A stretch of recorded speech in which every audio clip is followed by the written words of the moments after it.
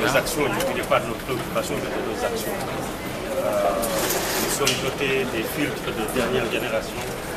Nous sommes dotés d'un système de monitoring et d'alerte sur les émissions, que ce soit des émissions en gaz, que ce soit des émissions en poussière diffuse et autres, qui sont mesurées de façon régulière par des organismes indépendants et qui font l'objet de rapports déposés à la direction de l'environnement et des établissements classés, qui est l'organe qui supervise et qui valide la conformité des installations.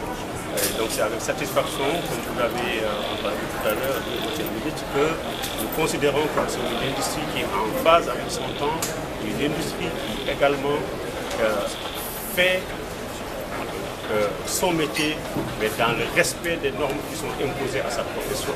Et nous faisons même plus que ça, nous allons au-delà, parce que nous considérons que la responsabilité sociétale d'une entreprise, c'est devenu un des leviers sur lesquels une entreprise doit pouvoir être jugée.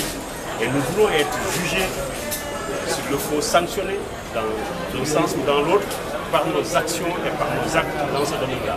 Donc nous n'avons absolument pas de contraintes particulières pour ce qui est de ce sujet environnemental.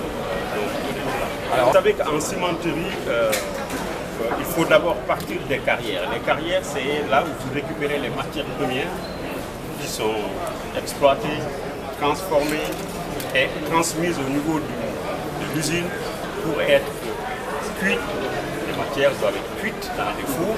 Je vous ai parlé d'une flamme qui fait 2000 degrés. Donc c'est un endroit où il ne faut pas envoyer un cousin serrère.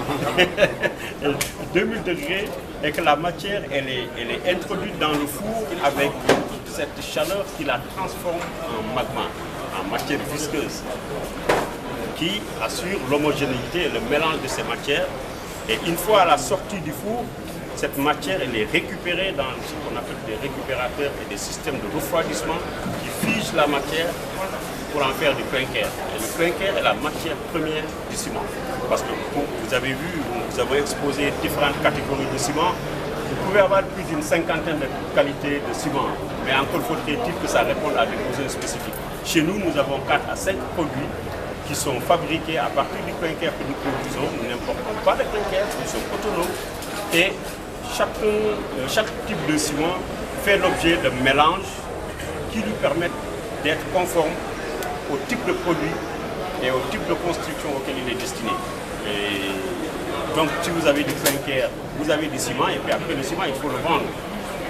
Alors la question qui fâche souvent c'est la question du prix du ciment.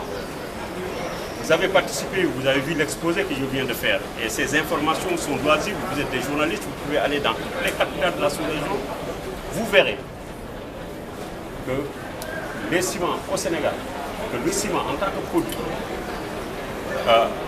coûte